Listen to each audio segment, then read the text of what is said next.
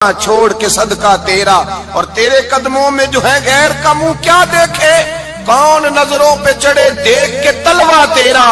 کہنے لگے حضور میں نے نہیں جانا، میں یہیں رہوں گا۔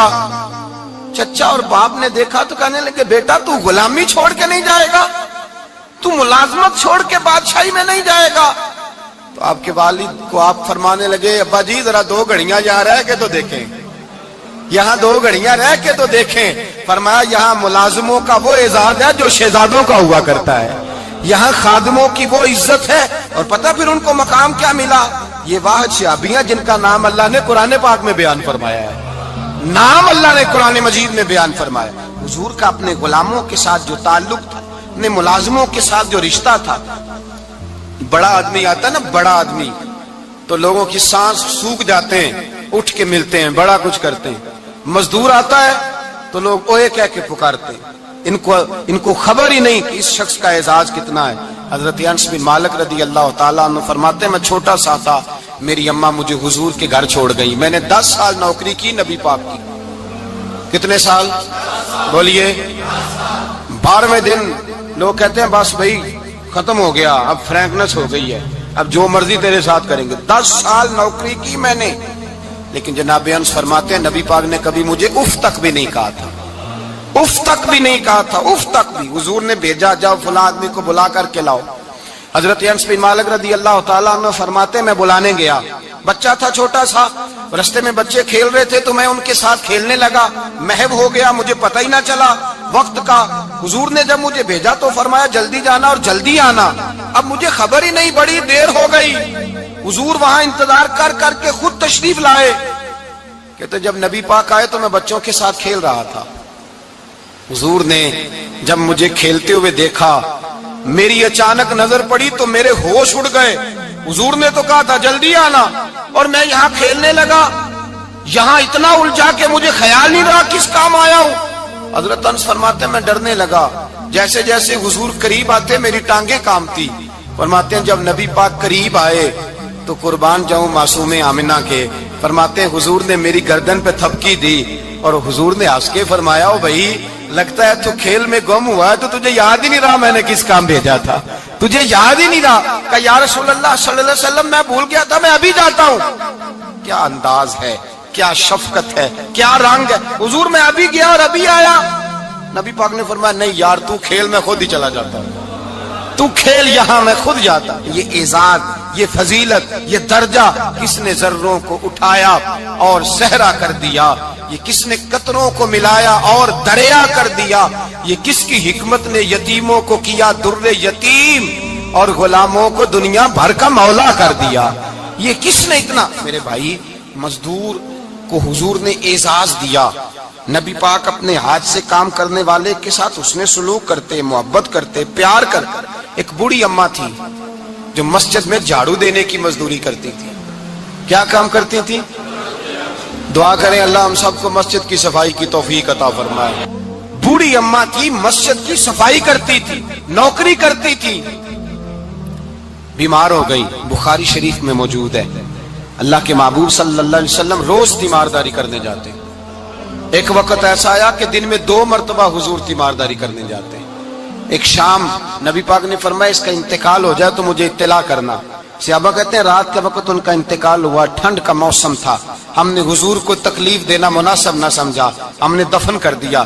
سویرے اللہ کے حبیب نے پوچھا تم نے مجھے اطلاع کیوں نہیں دی؟ حضور سردی بڑی تھی۔ کون جاتا ہے مزدوروں کے جنازوں میں؟ کون جاتا ہے مزدوروں کے جنازے میں؟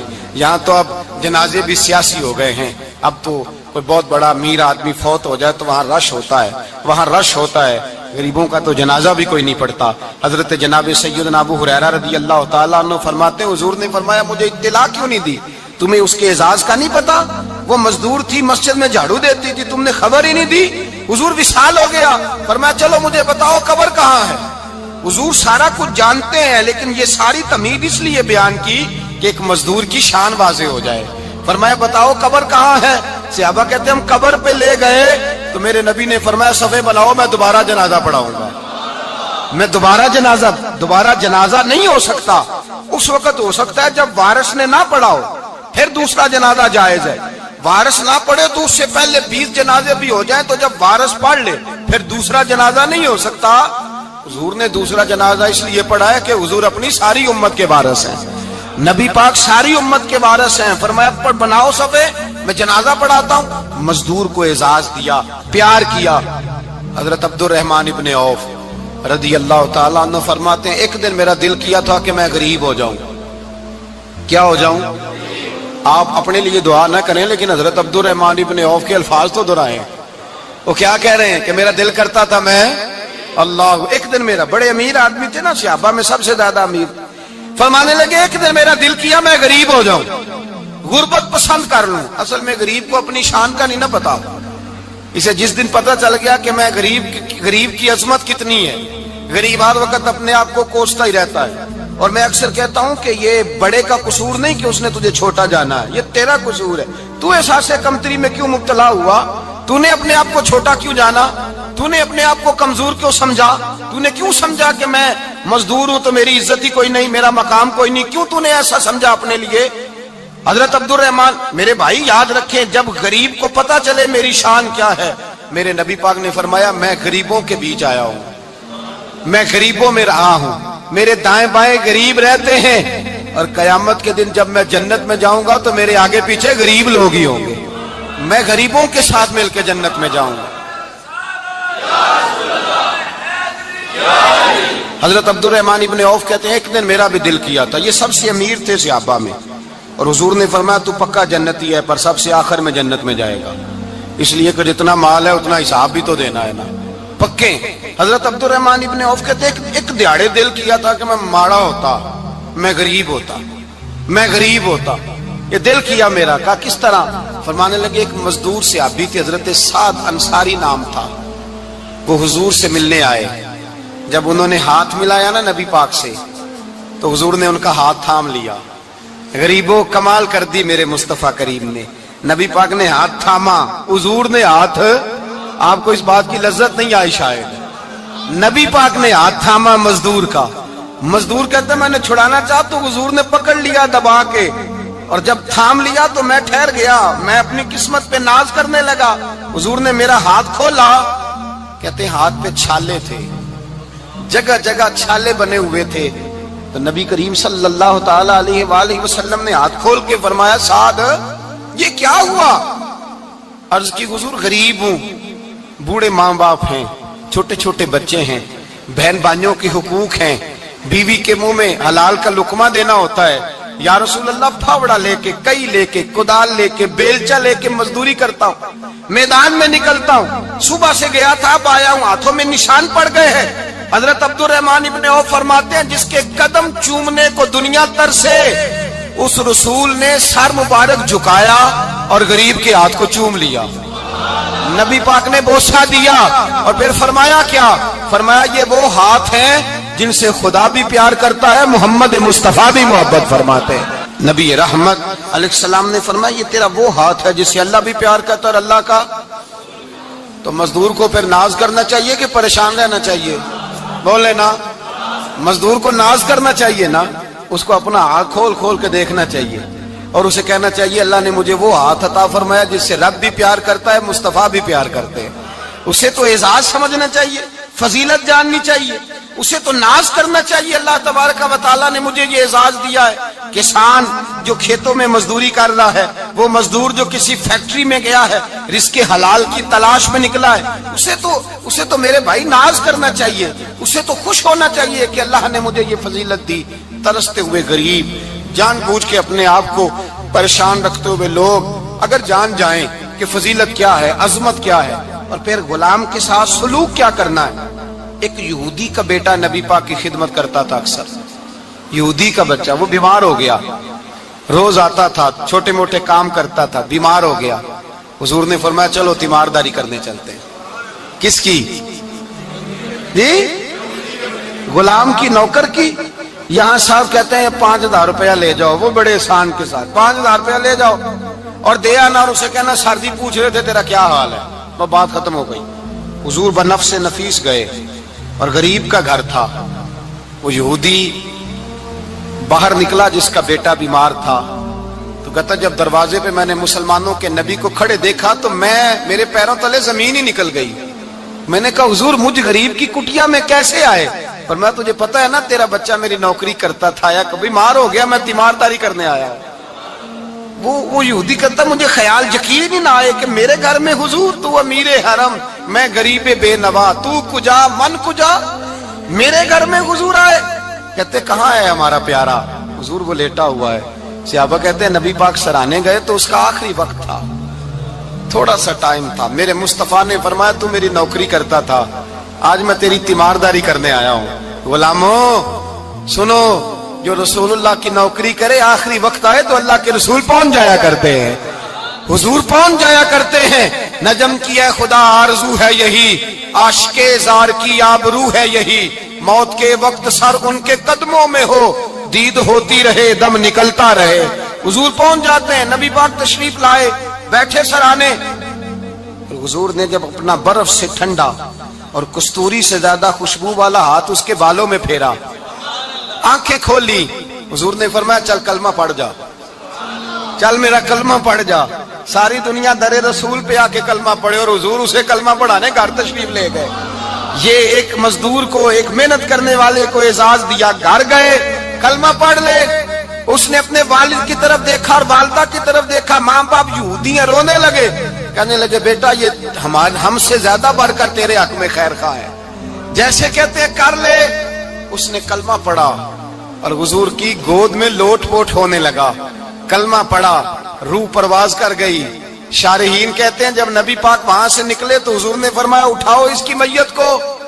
ماں باپ کہنے لگے کہاں لے جانا ہے؟ فرمایا ہم اپنے طریقے کے مطابق غسل کفن کریں گے, اس لیے کہ جو کلمہ پڑھ جائے پھر وہ میرا ہو جایا کرتا ہے, میرا ہو جایا کرتا ہے. بھائی یاد رکھیں, مزدور کو حضرت ربیعہ بن کعب فرماتے ہیں میں حضور کو وضو کراتا تھا, رات کا وضو میری ذمہ داری تھی, صرف ایک وضو رات کا. ہمارے ہاں تو 25 سال مزدور مزدوری کر کے چلا جاتا ہے, پر وہ مزدور ہی رہتا ہے, وہ مزدور ہے, اس کا کوئی اعزاز نہیں, کوئی اس کے لیے وہ کہتے ہیں اب بابا جی آپ کو کھانسی زیادہ آتی ہے, اپنے بیٹے کو لگا دیں, کسی اور کی ڈیوٹی لگا دیں, اب آپ کام نہیں کر سکتے. 25 سال نوکری کی, ملا کیا؟ حضرت ربیعہ کہتے ہیں میں وضو کراتا تھا رات کا. میرے نبی پاک نے فرمایا شادی کیوں نہیں کرتا؟ تو میں نے کہا یا رسول اللہ نہ میرے پاس حسن ہے, نہ پیسے ہیں, نہ کوئی کاروبار ہے, مجھے کون رشتہ دے گا؟ میرا روپ بھی نہیں تے میرا رنگ بھی نہیں, مینو یار مناؤن دا ٹانگ بھی نہیں, کون مجھے رشتہ دے گا؟ کہتے ہیں حضور خاموش ہو گئے. دوسرا دن آیا تو میں وضو کرانے پہنچا تو نبی پاک نے فرمایا شادی کیوں نہیں کرتا؟ کہتے ہیں میں نے کہا حضور کون رشتہ دے گا؟ وہی 3 باتیں دہرائی, نہ پیسے ہیں, نہ حسن ہے, نہ کوئی کاروبار ہے, نہ مکان ہے. فرمایا حضور نے تیسرے دن پھر کہا. جب دوسرا دن ہوا نا تو حضور نے کہا, حضور خاموش ہوئے میرے جواب پر. میں نے کہا یار کتنا بیوقوف ہوں, حضور روز پوچھتے ہیں اور میں جواب ہی نہیں دیتا. کہتے ہیں تیسرے دن میں نے ارادہ کیا آج نبی پاک پوچھیں گے تو میں کہوں گا حضور جیسے دل کرتا ویسے ہی کرا دیں. کہتے ہیں تیسرے دن میں گیا, سارا وضو کرا لیا, پر نبی پاک نے پوچھا ہی نہیں. میں ارادہ کر کے گیا تھا کہ آج پوچھیں گے تو بتا دوں گا, حضور نے پوچھا ہی نہیں. فرماتے ہیں وضو مکمل ہو گیا, میں دروازے تک چلا گیا تو مصطفیٰ نے آواز دی. فرمایا واپس پلٹ نہ, میں پلٹا تو حضور نے فرمایا تو شادی کیوں نہیں کرتا؟ کہتے ہیں میں کھل کے مسکرایا. میں نے کہا محبوب تیرے کرم پہ قربان جاؤں, کیا انداز محبت ہے, حضور مہربانی کریں کرا دیں. فرمایا فلاں سردار کے پاس جا, ایک وضو کراتے ہیں, اور اعزاز حضور نے کتنا دیا, جا سردار کے پاس اور اسے جا کے کہہ کہ اللہ کے رسول فرماتے اپنی بیٹی کا نکاح تیرے ساتھ کر دے. فرماتے میں گیا, ماں باپ کو بڑی فکر ہوتی ہے بیٹیوں کی. وہ کہنے لگا میں شام کو خود نبی پاک کی بارگاہ میں آؤں گا. کہتے میں باہر نکلنے لگا تو وہ بچی پردے کی اوٹ سے بولی, کہنے لگی غلام ٹھہر جا, ابا جی آپ کو میری فکر ہے, اماں جی میری فکر ہے, میری فکر نہ کریں اور یہ نہ دیکھیں آیا کون ہے, یہ دیکھیں بھیجا کس نے ہے. آپ مجھے حوالے کریں نبی پاک کے, حضور کے حوالے کریں, اللہ رسول مجھے کبھی ضائع نہیں کریں گے. حضرت ربیعہ کہتے ہیں حضور نے میری شادی کا بندوبست کیا. حضرت بریدہ اسلمی سے کہا کہ تو اس کے لیے کھجور کی گٹھلی کے برابر سونا لا, حضرت حارثہ بن نعمان سے کہا تو اس کے لیے ایک کمرے کا اجرے کا بندوبست کر. حضرت عثمان غنی سے کہا تو نے ولیمہ کرانا اس کا. فرمایا میں تو تھوڑی نوکری کرتا تھا, مصطفیٰ نے ساری زندگی کا ہی بندوبست فرما دیا. یہ مزدور کے ساتھ حضور کا انداز ہے. پہلے میں نے شروع میں کہا کہ مزدور اس بات کو سمجھتا ہی نہیں کہ اس کا مقام کتنا, وہ اس بات کو جانتا ہی نہیں اللہ نے اسے اعزاز کتنا دیا ہے. ملت کا جوان سب سے پہلے تو کبھی کسی کی جیب کی طرف نہ دیکھے. اور یہ بات یاد رکھ لیں, درجنوں بزرگوں کے ارشادات کی روشنی میں ایک موٹی بات بیان کر رہا ہوں. توجہ ہے میری بات پر؟ جس کی توجہ دوسروں کی جیب پہ ہوتی ہے وہ رسوا ہو جاتا ہے. کاہل لوگ جو زندگی میں صرف ہاتھ پھیلانے کے عادی ہوتے ہیں, ان کے دامن میں سوائے رسوائی کے کچھ نہیں آتا, ان کے حصے میں سوائے بدنامی کے کچھ نہیں آتا. اور جو اپنی بازو کی قوت کے زور پر, اقبال کہتے ہیں اپنی دنیا آپ پیدا کر اگر زندوں میں ہے, سر آدم ہے ضمیر کن فکاں ہے زندگی. اپنے لیے خود جینا سیکھیں, ملت کے لیے کچھ کرنا سیکھیں. معاشرے کے اندر اس سے ادھار پکڑ کے اس کو دے دیا تو اس سے پکڑ کے اس کو دے دیا. 2 دن اس کے پاس چلے گئے لینے تو 4 دن اس کے پاس چلے گئے. کبھی کو دوست باہر سے آ گیا تو اس کے پیچھے بھاگنے لگے, چاپلوسی کرنے لگے. 2-4 جوڑوں کی خاطر, ایک موبائل کی خاطر چھوڑیں اس دھندے سے باہر آئیں. میں نے کہا ایک پیشہ برا ہے, ایک پیشہ, اور وہ ہے ہاتھ پھیلانا. باقی کوئی پیشہ برا نہیں. 18 گھنٹے مزدوری کرو, نکلو باہر, نکلو میدان میں آؤ, جدوجہد کرو, مزدوری کرو جب تیرا ہاتھ مزدوری تک جائے. اور یاد رکھو رزق حلال کھانا ہے اور رزق حلال ہی کھلانا ہے. یہ وقار ہے, رزق حلال مومن کا وقار ہے. جو لوگ لقمہ حرام کھاتے ہیں وہ اپنا وجود کھو بیٹھتے ہیں, روحانی طاقتیں کھو بیٹھتے ہیں. میرے اعلیٰ حضرت رحمت اللہ علیہ فرماتے ہیں جس کا نماز میں دل نہ لگے, جس کا مسجد جانے کو دل نہ کرے, جس کا عبادت پہ توجہ نہ ہو, جس کا دین کی طرف رغبت نہ ہو, اسے غور کرنا چاہیے کہ اس کا کئی رزق میں لقمہ حرام تو شامل نہیں ہو گیا. فرمایا جب لقمہ حرام شامل ہوتا ہے تو اللہ تبارک و تعالی معرفت کا نور چھین لیتا ہے, پھر انسان کی زبان سے تاثیر چلی جاتی, پھر اس سے سجدوں کی جو کیفیت ہوتی ہے وہ روٹ جاتی ہے, درود و سلام کے ذائقے نصیب نہیں ہوتے. میرے مصطفیٰ کریم صلی اللہ علیہ وسلم گزر رہے تھے, ایک آدمی دعا مانگ رہا تھا, یا رب یا رب یا رب یا رب کہہ رہا تھا. نبی پاک نے فرمایا یہ قیامت تک بھی دعا مانگے تو اس کی قبول نہیں ہوگی. صحابہ نے کہا حضور آپ تو رحمت للعالمین ہیں اور آپ فرما رہے ہیں اس کی دعا قبول نہیں ہوگی. نبی پاک نے فرمایا اس لیے قبول نہیں ہوگی کہ جو کپڑے پہنے ہیں وہ بھی حرام پیسوں کے ہیں, اور جو اس نے کھایا ہے وہ بھی حرام پیسوں کا ہے, اور جو پیا ہے وہ بھی حرام پیسوں کا ہے. کیسے اس کی التجا اس کی بارگاہ میں قبول ہوگی جب یہ لباس سے لے کر خوراک تک اور خوراک سے لے کر مشروب تک ہر چیز ناجائز پیسے. تو معرفت کا حسن کیسے پیدا ہوگا, فجر میں آنکھ کیسے کھلے گی, قرآن پاک کی طرف دل کیسے جائے جب تیرے اندر رزق حلال جاتا ہے. حضرت بایزید بستامی فرماتے ہیں تو محنت کر کے حلال کی روٹی کھا, وہ تیرے وجود کے اندر جا کے نور بن جائے گی, اور ایسا نور بنے گی کہ وہ روٹی تجھے صبح خود جگا کے بیدار کرا کے اللہ کی بارگاہ میں جھکا دے گی. رزق حلال کھائیں, محنت کریں, جدوجہد کریں. حاتم طائی بہت بڑا سخی تھا. کسی شخص نے ایک دن حاتم طائی سے پوچھا کہ تو نے کبھی اپنے سے بھی بڑا سخی دیکھا ہے؟ کہنے لگا ہاں میں نے اپنے شہر کا ایک بابا دیکھا تو مجھ سے بھی زیادہ سخی ہے, مجھ سے بھی زیادہ سخی, مجھ سے بھی زیادہ تھا. تجھ سے زیادہ؟ کہنے لگے میں نے سارے شہر کی دعوت پکائی, چھوٹے بڑے امیر غریب سارے آئے, دعوت پکائی سارے شہر کی, سب لوگ آئے, ہر آدمی کو میں نے بلایا, علماء کو, ادیبوں کو, شاعروں کو, تاجروں کو, صنعت کاروں کو, سب کو دعوت دی. میں نے سوچا کہ ذرا دیکھوں تو صحیح پلٹ کے کوئی رہ تو نہیں گیا جو آیا نہ ہو. چہرے پہ میں نے نقاب ڈالا اور میں باہر نکلا. ایک ضعیف بزرگ لکڑ آ رہا, جنگل میں لکڑیاں کاٹ رہا ہے. میں اس کے پاس گیا تو میں نے کہا بابا تجھے نہیں پتا آج حاتم طائی کی دعوت ہے, تو نہیں گیا؟ کہنے لگا بیٹا مجھے خبر آئی تھی, اطلاع ملی تھی, پر میں نہیں گیا. تو کیوں نہیں گیا؟ کہنے لگے مجھے ہاتھ کی کمائی کر کے کھانے کا چسکا لگ گیا ہے, مزہ لگ گیا ہے ہاتھ کی کمائی کھانے کا. اب مجھے دوسرے کے دسترخوان پر ذائقہ نصیب, ہمارے معاشرے کا تو المیہ ہے, لوگوں کو لذت ہی دوسرے کے دسترخوان پہ آتی, مفت کی روٹی کا ذائقہ نصیب ہوتا ہے. مجھے اپنے ہاتھ کی کمائی کا ذائقہ لگ گیا ہے, اب میں وہاں نہیں جاتا. کہتے ہیں میں پلٹنے لگا تو بابے نے بلایا, کہنے لگا ادھر آ یار. میں گیا تو اس نے 5 آنے نکالے, کہنے لگا حاتم تائی کا جو بندہ لنگر پکانے والا ہوا نا، یہ 5 آنے اسے دے دینا، حاتم تائی کو ضرورت نہیں میرے پیسوں، تو بڑا امیر آدمی ہے، یہ اس کو دے دینا 5 آنے لنگر والے کو، اور اس کو کہنا بڑے بڑے نیک لوگ آئے ہیں دعوت میں، 5 آنے میرے بھی شامل کر لیں، اور میرے ہاتھ کی کمائی چلو میری بھی روٹی کوئی کھا لے گا، کوئی اچھا آدمی میرے حصے کے میرے دیے ہوئے پیسوں سے لقمہ کھا لے گا تو اجر مل جائے گا۔ حاتم تائی کہتے ہیں میں نے کھینچ کے نقاب اتارا اور بابے کو کہا یار سینے سے لگ جا، میں تو مالدار ہو کے سخی ہوں، تو غریب ہو کے بڑا سخی ہے، تو غریب ہو کے بڑا سخی ہے، تیرے اندر اتنی خودداری عزت نفس۔ میرے بھائی جس کا ہاتھ پھیلا ہوا ہے اس کا سمٹے گا نہیں، جس کا ہاتھ پھیلا ہوا ہے اس کا سمٹے گا نہیں۔ جس آدمی نے، میرے نبی پاک صلی اللہ علیہ وسلم نے فرمایا جس نے اپنی ذات پر سوال کا دروازہ کھول لیا اس نے اپنے اوپر فقر کا دروازہ کھول لیا۔ سوال کا مجھے دے دو مجھے دو دو، کہ اسلام ایک پیشے کو ناپسند کرتا ہے اور وہ ہے مانگنے کا پیشہ، ہاتھ پھیلانے کا پیشہ، سوال کرنے کا پیشہ، اس کو ناپسند کیا ہے۔ باقی تو میرے حبیب پاک سید عالم صلی اللہ علیہ وسلم نے فرمایا اگر تو محنت کر کے روزی کماتا ہے تو پھر تو معمولی آدمی نہیں، پھر تو اللہ کا محبوب بن گیا ہے، پھر تو محبوب الہی ہو گیا ہے، پھر تو اللہ تبارک و تعالیٰ تجھ سے محبت فرماتا ہے۔ اگر تو محنت کرتا ہے، مشقت کرتا ہے، آگے بڑھتا ہے، روزگار کے لیے نکلتا ہے، پھر تو اللہ کا محبوب ہے۔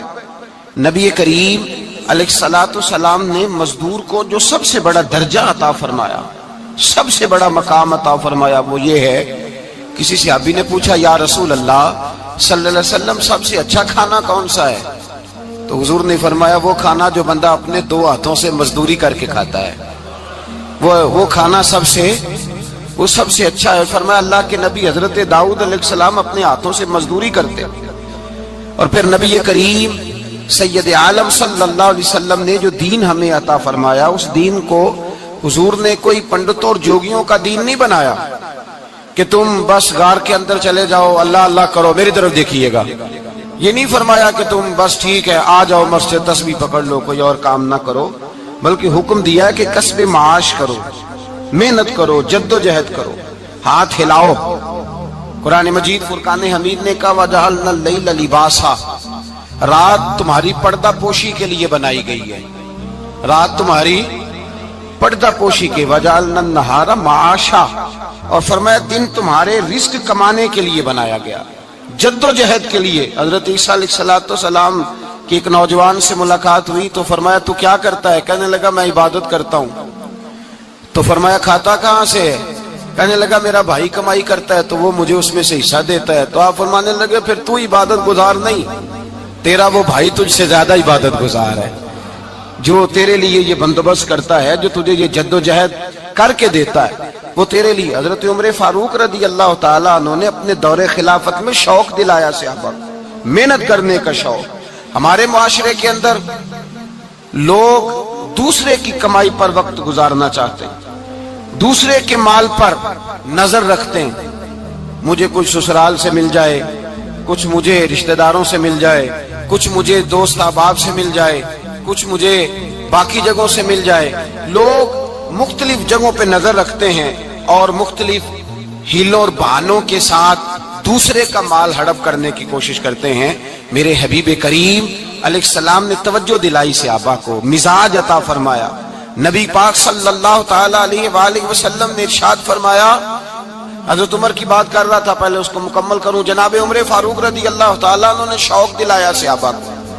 تو ایک دن آپ گزر رہے تھے تو ایک صحابی وہ درخت لگا رہے تھے، اپنے ہاتھ سے درخت لگا رہے تھے۔ تو حضرت عمر فاروق رضی اللہ تعالیٰ عنہ نے دیکھا تو دیکھ کر فرمانے لگے تجھے مبارک ہو، تجھے فرمایا اللہ تبارک و تعالیٰ تیری عزت بھی بڑھا دے گا اور تیری محتاجی بھی دور فرما دے گا، اس لیے کہ تو محنت کر رہا ہے، تو جد و جہد کر رہا ہے، تو اپنے ہاتھ سے کوشش کر رہا ہے، اللہ تبارک و تعالیٰ تیرا رزق بھی بڑھا دے گا اور اللہ تیری عزت میں بھی اضافہ کرے گا۔ نبی کریم علیہ الصلوۃ والسلام نے فرمایا عدل کرنے والے بادشاہ کے ساتھ جو آدمی جہاد کے لیے نکلے اس کا دین میں سب سے بڑا درجہ ہے، عدل کرنے والے حکمران کے ساتھ جو جہاد کے لیے نکلے اس کا سب سے بڑا درجہ ہے۔ فرمایا میرا وہ غلام جو صبح سے لے کر شام تک ایک دن رزق حلال کے لیے محنت کرتا ہے، فرمایا ایک پورا سال عدل کرنے والے بادشاہ کے ساتھ جہاد کرنے سے اللہ ایک دیہڑی لگانے والے مزدور کو زیادہ ثواب عطا فرمائے گا، اللہ اسے زیادہ اجر دے گا، اس لیے کہ وہ جد و جہد کر رہا ہے، وہ کوشش کر رہا ہے، میدان عمل میں نکلا ہوا ہے۔ مزدور کو ایک تو کاہلی بڑی ہے، ہر چوتھا نوجوان جس کو ہم دیکھتے ہیں اس کو پوچھتے تو کیا کرتا ہے، کہتا کاغذ جمع کرائے ہیں باہر جانے کے لیے، تو سالوں بیت گئے، بس وہ نہ کاغذ نکلے نہ صاحب باہر گئے۔ بھائی کوئی کام کر لیں تو کہتے ہیں میرے ابا جی کو 2-4 کروڑ روپیہ دے دیں گے تو کچھ کر لیں گے، اگر نہ دیا تو پھر دیکھیں گے دائیں بائیں۔ اور اس ظلم نے، اس زیادتی نے گناہ کے دروازے کھولے ہیں، لالچ کے دروازے کھولے ہیں، قتل کے دروازے کھولے ہیں۔ اس گناہ نے رشتے ناتے توڑ ڈالے، لوگ کسی کی ذات سے تو پیار کر ہی نہیں رہے، جیب سے محبت ہو رہی ہے۔ لوگ دیکھتے ہیں کہ کون سا ایسا طریقہ اختیار کروں کہ بغیر کمائی کے میرے ہاتھ پیسے آئیں۔ اور خدا کے بندو یاد رکھو، اللہ تبارک و تعالیٰ فرماتے ہیں دنیا تجھے کیا دے سکتی ہے، لوگ تو محتاج ہیں، تو محنت کر اور توجہ میری بارگاہ کی طرف رکھ۔ حضرت عمر فاروق فرماتے ہیں مصطفیٰ کریم صلی اللہ علیہ وسلم نے فرمایا جو توجہ اللہ کی جانب رکھے اور کوشش کے لیے نکل کھڑا ہو، اس طرح پرندہ سویرے بھوکا جاتا ہے، شام کو پیٹ بھر کے آتا ہے، اللہ اس بندے کو بھی پیٹ بھر کے روزی عطا فرمائے گا۔ حضرت حسن بصری رحمت اللہ علیہ تشریف فرما تھے تو ایک نوجوان آیا، اس نوجوان نے کہا حضرت آج کے بعد میں نے فکر نہیں کرنی کام کاج کی، میں نے نہیں کوئی بھی توجہ کرنی کمانا کیسے ہے کھانا کیسے ہے، میری فکریں دور ہو گئیں۔ فرمایا کیا ہوا؟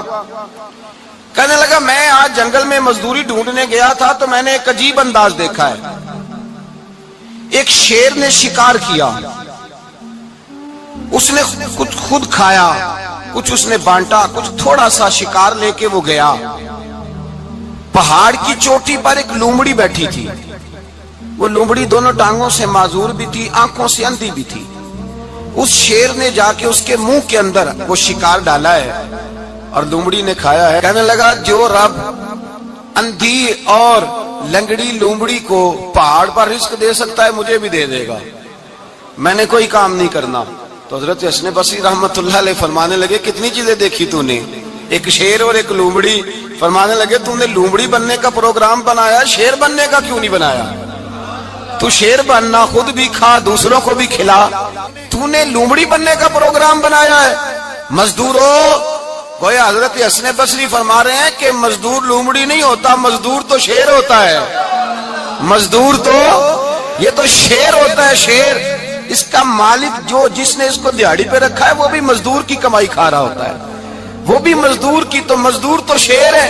انہیں سر جھکا کے نہیں جینا چاہیے، انہیں سر اٹھا کے جینا چاہیے۔ یہ تو بڑے قیمتی وجود کے لوگ ہیں جو مزدوری کرنے نکلتے ہیں، ان کے کچھ حقوق ہیں، کچھ حقوق۔ ہمارے حکمران بھی حقوق کا تعین کرتے ہیں، کہتے ہیں 15,000 سے زیادہ، یہ جو بجٹ آیا ہے نا اس میں 15,000 سے زیادہ، کہتے ہیں مزدور کی تنخواہ 15,000 ہونی چاہیے۔ کتنی جی 15,000 سے کون سا گھر چلتا ہے؟ ویسے مولویوں کی بھی اتنی ہے، اور میرے خیال ہے کم مولویوں کی 15,000 ہے، 10 کے قریب ہی ہے، اور اس کو بھی کہتے ہیں کہ تو بڑا کھاتا ہے، ارادہ ہے عید کے بعد تجھے چھٹی کرا دی جائے، بڑے خرچے ہیں تیرے مولوی۔ 15,000 روپیہ تنخواہ مزدور کی، گزارا ہوتا ہے؟ آؤ میں تمہیں وہ اس بارگاہ پہ لے جاؤں جس نے سب کو شان عطا فرمائی ہے۔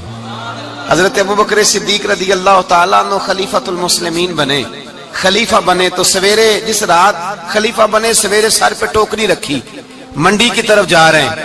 حضرت عمر فاروق رضی اللہ تعالیٰ عنہ مولا علی شیر خدا کو کسی نے بتایا کہ وہ تمہارا خلیفہ تو جا رہا ہے مزدوری کرنے، وہ تو جا رہا ہے کمائی کرنے۔ حضرت علی شیر خدا مولا کائنات جناب فاروق اعظم دونوں نے رستے میں روکا کہ ابو بکر کہاں جا رہے ہو؟ فرمانے لگے کام کرنے جا رہا ہوں، مزدوری کروں گا، منڈی میں جاؤں گا، تجارت کرتا تھا اس کو جاری رکھوں گا، بچوں کا پیٹ بھی تو پالنا ہے۔ اب تمہاری حکومت کے پیچھے بچے تو نہیں نا بھوکے مروا لینے، میں نے کچھ کرنا تو ہے۔ حضرت عمر کہنے لگے چلا آ کے بیٹھ، ہم صحابہ کو اکٹھا کرتے ہیں اور مال غنیمت سے تیرا وظیفہ لگاتے ہیں، آپ کو وظیفہ ملے گا مانا، تو آپ بیٹھ کر کے مسجد میں تو ڈیوٹی کریں۔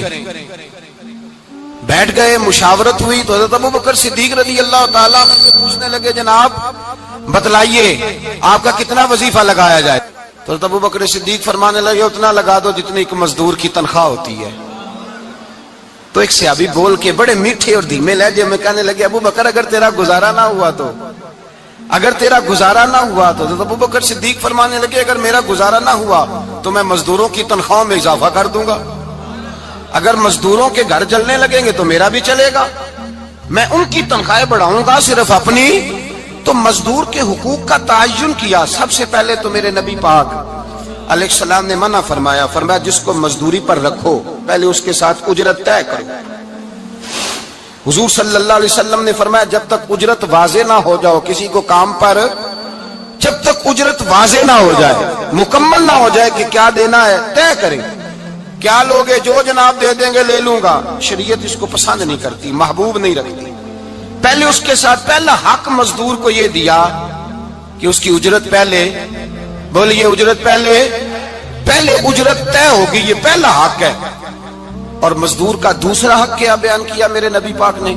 فرمایا جب، اور یہ ایسی اعلیٰ بات ہے کہ جتنے حقوق لکھنے والے ہیں نا، جتنے بین الاقوامی سطح پر انسانی حقوق کا چارٹر بنانے والے ہیں، وہ کہتے ہیں کہ یہ ایسا نقطہ حضور نے بیان کر دیا ہے کہ اس سے آگے کو بڑھ ہی نہیں سکتا، یہ ایسی بات ہے کہ جس کی شرح بھی کوئی نہیں کر سکتا۔ میرے حبیب کریم علیہ الصلوۃ والسلام نے فرمایا پہلے طے کرو، اور کیا خوبصورت لفظ ہے، قانون بنا دیا۔ فرمایا جب مزدور مزدوری کر لے تو اس کا پسینہ خشک ہونے سے پہلے اسے ادا کر دینا، اس کا پسینہ خشک ہونے سے پہلے اسے اس کی مزدوری دے دو۔ بیچارے نے محنت کی ہے، اپنے گھر جائے، یہ نہیں کہ اس نے مزدوری کیا تو تم نے کہا نہیں ادھر سے پینٹ صحیح نہیں ہوا، یہ تو لے جا 2000 اور پھر میں تیرا حساب کروں گا، ابھی ذرا میں چیک کرا لوں 2-4 لوگوں کو بلا کر کے، وہ فلاں جگہ سے نا ایک کونا خالی رہ گیا۔ اللہ سے ڈرنا چاہیے، اللہ سے ڈرنا چاہیے۔ اگر اللہ تبارک و تعالیٰ نے 2-1 آدمیوں کو ملازم آپ کا بنا دیا ہے تو پھر خیال ہونا چاہیے۔ ایک صحابی اپنے خادم غلام کو مار رہے تھے تو میرے نبی پاک تشریف لائے، فرمایا کیوں اسے مار رہا ہے؟ حضور غلطیاں بڑی کرتا ہے۔ تو نبی پاک نے فرمایا جتنا تجھے اس پر اختیار ہے نا، اس سے کہیں بڑھ کر میرے رب کو تیرے اوپر بڑا اختیار ہے۔ کہا حضور یہ بڑی غلطی کرتا ہے، میں آخر کتنا معاف کروں؟ تو حضور نے فرمایا اتنا معاف کر جتنا میرا رب تجھے معاف فرماتا ہے۔ پتہ ہے تیری صبح سے لے کر شام تک کتنی کوتاہیاں ہیں، درگزر کا حکم دیا۔ پہلا حق یہ دیا مزدوری طے کرو، دوسرا حق یہ دیا پسینہ خشک ہونے سے پہلے ادا کرو، تیسرا حق یہ دیا کہ اس سے درگزر کرو، غلطی ہو جائے تو درگزر کرو۔ تو یا رسول اللہ مزدوری کتنی دیں؟ میرے نبی پاک بخاری مسلم حضور سید عالم صلی اللہ علیہ وسلم نے فرمایا مزدور کا حق بیان کیا نبی پاک نے، اور ایک بات ارشاد فرمائی تو اس کے اندر کئی پہلو، ایک حدیث میں کئی پہلو بیان فرمائے۔ حبیب پاک نے فرمایا جیسا تم کھاتے ہو ویسا ہی اسے کھلانا۔ کوئی نہیں، آپ شاید سو رہے ہیں کچھ حضرات، جیسا خود کھاتے ہو ویسا ہی، بھئی بس ختم ہو گئی بات۔ اتنی بڑی بات کر دی سرکار نے۔ کبھی دیکھا ہے آپ نے کہ مزدور کو ایسے کھلایا جا رہا ہو جیسا مالک کھا رہے ہیں؟ حضور نے فرمایا بھئی مزدوروں کا حق یہ ہے کہ جیسا تم نے کھانا ہے ویسا اسے کھلانا ہے، اور فرمایا جیسا تم نے پہننا ہے ویسا اسے پہنانا ہے۔ اور پھر میرے حبیب کریم علیہ الصلوۃ والسلام نے ارشاد فرمایا اس کی ہمت سے بڑھ کر تم اس پر بوجھ نہیں ڈال سکتے، جتنا کام وہ کر نہیں سکتا اتنا تم اسے دے نہیں سکتے۔ اور فرمایا اگر اتنا کام دینا ہے جو اس کی ہمت سے زیادہ ہے تو میں اس کے مالک کو کہتا ہوں وہ بھی اٹھ کے مزدور کے ساتھ کام پہ لگ جائے، اٹھے اس کے ساتھ کام میں شریک ہو جائے۔ مزدوری کا بھی تعین فرمایا، اور پھر اس کو کام کس مقدار کا دینا ہے، مزدور کو کس قدر زیادہ اس پر بوجھ ڈالا جائے گا، یہ بھی مصطفیٰ کریم نے بیان فرمایا۔ فرمایا جو لا یکلف اللہ نفسا الا وسعہا، اللہ بھی تم پر وہ بوجھ نہیں ڈالتا جو تم اٹھا نہیں سکتے، تو کسی مزدور کو تم ایسا کام نہیں بتاؤ گے۔ حضرت عثمان غنی رضی اللہ تعالیٰ عنہ ایک دن حضرت عمر فاروق سے کہنے لگے عمر بس کر دے یار، تیرے بعد بھی تو لوگوں نے خلیفہ بننا ہے، کیسے کوئی تیرے رستے پہ چلے گا؟ تو حضرت عثمان غنی سے جناب عمر کہنے لگے کیا ہو گیا؟ آپ فرمانے لگے کل میں دیکھ رہا تھا کہ لوگ باغ میں مزدوری کر رہے تھے اور آپ امیر المومنین ہو کے ان کا ہاتھ بٹا رہے تھے، ہاتھ بٹا رہے تھے۔ تو حضرت عمر کہنے لگے بوڑھے تھے، बीमार थे, मजदूरी कर रहे थे तो पसीना बह रहा था। क्या हो गया अगर थोड़ा सा मैंने साथ दे दिया? हजरत जनाब सैयदना फारूक आजम ये लफ्ज कहते हुए रो पड़े। आप फरमाने लगे, मैं किसी बादशाह का शहजादा नहीं, मैं भी उसी बाप का बेटा हूं जो ऊंट चरा के गुजारा किया करता था। मैंने आगे बढ़ के लोग हैसियत भूल जाते हैं, अपनी हैसियत भूल जाते हैं। अल्लाह तबारक व तआला जब कुछ अता करता है, उनका रवैया अपने मातहतों के साथ इतना सख्त और जाबिराना आमिराना हो जाता है, इस कदर ज्यादा उनके लबो लहजे में कड़वाहट आ जाती है, इस कदर ज्यादा उनकी तबीयतों के अंदर सख्ती और गुरूर भर जाता है कि वो एहसास ही नहीं करते कि जो सामने बैठा है वो बड़ा एक दुखी इंसान है और वो तकलीफ में है, वो आजमाइश में अपने आप को मुब्तला समझ रहा है। हजरत अबू ज़र गिफारी रदी अल्लाह ताला अन्हु फरमाते हैं, मैं अपने मातहतों के हक में बड़ा सख्त था, सख्त थी मेरी तबीयत, मेरे गुलामों की जुर्रत ही नहीं थी कि वो मेरे सामने गुफ्तगू कर सकें और ठहर भी सकें। फरमाते हैं, जिस दिन मैं कलमा पढ़ ए ना गल्ला ठीकी लबदाए ऐब किसे दा करना, अपना आप संभाल मोहम्मद, जो करना सो फरना, अपना आप संभाल मोहम्मद, जो करना सो फरना, बस कर मियां जिस दिन मैं हुजूर की बारगाह में, तो मैंने कहा हुजूर कोई खास नसीहत? तो नबी पाक ने फरमाया, मेरी नसीहत तेरे लिए ये है कि जैसा तूने खाना है वैसा ही गुलाम को खिलाना है, जैसा तूने पहनना है वैसा ही गुलाम को पहनाना है। हजरत अबू ज़र कहते हैं, जो मेरे अंदर कमी थी वही मेरे नबी ने नसीहत कर दी, जो मेरे अंदर कोताही थी वही गैब जानने वाले रसूल ने बतला दी। फरमाते मैं घर गया, जब मैं जाता था तो मुलाजिमों का सांस खुश्क हो जाता था, वो कांपने हाँपने लगते थे कि जाने अब ये क्या करेगा। हजरत अबू ज़र गिफारी फरमाते मैं गया, एक शख्स से मैंने कहा खाना पकाओ, खाना पकाया, दस्तरखान पे लगाया और अपने सारे मुलाजिमों को कहा, आओ यार मेरे साथ बैठ के रोटी खाओ, आओ सारे मेरे साथ बैठ के खाना खाओ। फरमाते उन्होंने खाना खाया, फिर मैं उनको बाजार ले गया, जैसे कपड़े मैं पहनता था वैसे ही मैंने उनके लिए भी खरीदे। फरमाते हैं मेरे गुलाम कहने लगे, आका खैर तो है ना, खैरियत तो है ना, क्या हुआ, मिजाज मुबारक तो ठीक है, क्या क्या हो गया? और ये जो हम फिजा को इतना खूबसूरत देख रहे हैं और ये जो हम इतनी प्यारी रिमझिम बरसती देख रहे हैं, ये जारी रहेगी या एक दिन की है? तो हज़रत अबू ज़र गिफारी रो पड़े, कहने लगे अब तुम्हें अबू ज़र गिफारी बदला हुआ मिलेगा, इसलिए कि अब मैं वो नहीं रहा, अब मैं रसूलुल्लाह का कलमा पढ़ के गुलाम मुस्तफा बन गया हूँ, अब मैं बदल गया हूँ, मेरी तबीयत बदल गई। गुलामों के हक में हजरत मौला अली शेर खुदा गुलाम को लेकर के गए दुकान पर, हजरत मौला अली गुलाम को लेकर गए कपड़े की दुकान पर, 2 जोड़े खरीदे, एक कम कीमत का एक ज्यादा कीमत का, एक कम कीमत का एक ज्यादा कीमत का, 2 जोड़े खरीदे। जब वापस लौटे तो गुलाम से कहने लगे तू अपना ले ले। गुलाम को पता था कि उस जमाने में होता क्या था, उसने कम कीमत का जोड़ा उठाया। हजरत अली फरमाने लगे अजीब आदमी है, ये तो तेरा नहीं, ये तो मेरा है। उसने कहा हुजूर किस तरह से? आप फरमाने लगे तेरे लिए कीमती जोड़ा इसलिए खरीदा है कि तू जवान है, और मैंने अपने लिए इसलिए छोटा खरीदा है कि मैं तो अब बूढ़ा हो गया हूँ, मुझे तो आदत नहीं। कहने लगा हुजूर बूढ़े और जवान का मतलब नहीं, आप अली हैं। मन कुन्तु मौला फ़हाज़ा अलीयुन, अली मौला, अली मौला, आप चूंकि मौला अली हैं और आप अमीरुल मोमिनीन हैं, लिहाजा आपने तख्त पर बैठना है, आपने सल्तनत को चलाना है, आप पहनिए।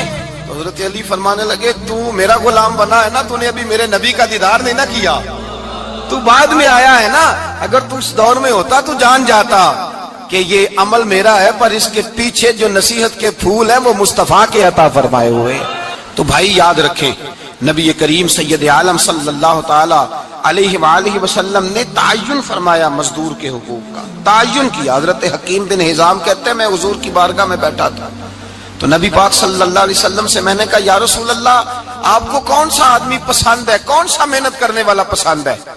तो हुजूर ने फरमाया जिसके दोनों हाथ काम करें, दोनों पैर चलें, اور اس کی پیشانی پر پسینہ آئے وہ بندہ مجھے بڑا اچھا لگتا ہے.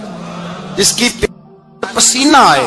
آج لوگ مزدوری نہیں کرتے, دائیں بائیں دیکھتے ہیں. لوگ اپنے اندر وہ توانائی, وہ غیرت, وہ خودداری پیدا نہیں کرتے.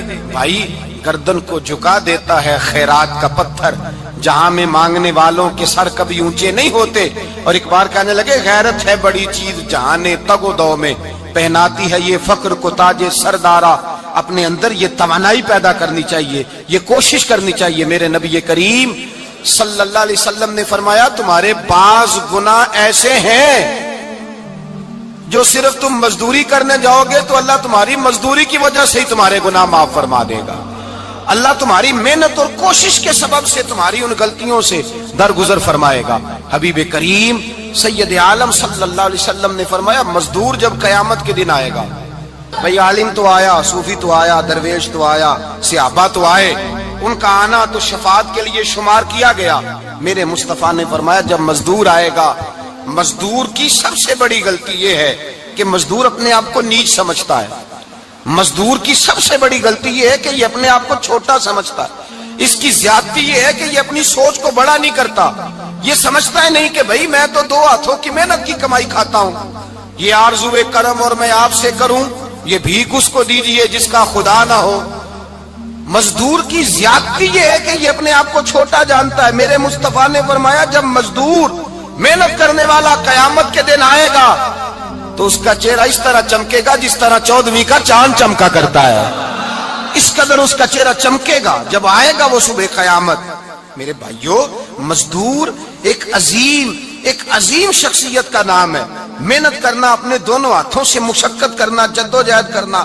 مجھے کئی سارے لوگ, میں جب ملک کے مختلف گوشوں میں جاتا ہوں تو کئی سارے لوگ کہتے ہیں آپ کے ابا جی کا مزار کدھر ہے, آپ کس مزار کے سجادہ نشین ہیں؟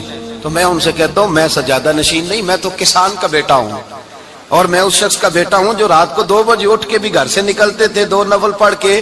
تو ہم پوچھتے تھے کہ اماں جی ابا جی کہاں گئے؟ تو کہتے تھے چند کھیتوں کو پانی لگانا تھا, اور رات کو رخصت ہو گئے. فخر کی بات ہے, یہ اعزاز کی بات, یہ اعزاز کی بات ہے. ہم نے ساری زندگی ان کے ہاتھ پہ چھالے دیکھے, لیکن بات لفظ زبان پر یہی دیکھی کہ بیٹا عزت والا وہی ہوتا ہے جو اپنے ہاتھوں سے محنت کر کے روزی کھایا کرتا ہے. بھائی یاد رکھیں یہ اعزاز کی بات ہے. اعزاز, مزدور کا بیٹا فخر کرے, کسان کا بیٹا ناز کرے. وہ جو آدمی سویرے جاتا ہے ویلڈنگ کا پلانٹ لے کے کام کرنے, اس کا بیٹا ناز کرے. وہ جس کا باپ پھاوڑا چلاتا ہے, چھینی چلاتا ہے, تھوڑا چلاتا ہے, وہ ناز کرے. اور مزار صرف ان لوگوں کے نہیں ہوتے جو اللہ اللہ کرتے ہیں, ہو کرتے ہیں, وہ تو قابل اعزاز ہے اللہ کے بندے, ان کے بھی مزار ہوتے ہیں. مزار وہ بھی ہوتا ہے جس کو میرے مصطفیٰ نے فرمایا القاسب حبیب اللہ, جو محنت کرتا تھا, ہاتھوں سے جدوجہد کرتا تھا, وہ بھی تو اللہ کا دوست ہے نا, اس کا بھی تو مزار ہے نا, اس کی بھی تو قبر پر انوار ہے جو اللہ کا محبوب ہو کے گیا. تو بھائی اپنا اعزاز جانے سمجھے اس بات کو. میرے مصطفیٰ کریم صلی اللہ علیہ وسلم مزدور کو عزت دیتے, وقار دیتے, اور جو حضور کے گھر میں خادم ہوتے ان کی ناز برداری کرتے. ہمارے گھر میں جو بی بی برتن دھوتی ہے وہ ہمارے ساتھ بیٹھ کے روٹی نہیں کھا سکتی, اس کو یہ اجازت نہیں ہوتی. ہمارا جو مزدور ہوتا ہے نا, ایک صاحب کہنے لگے یہ بچہ میرے پاس کام کرتا ہے, اس کے ابا جی بھی کرتے تھے.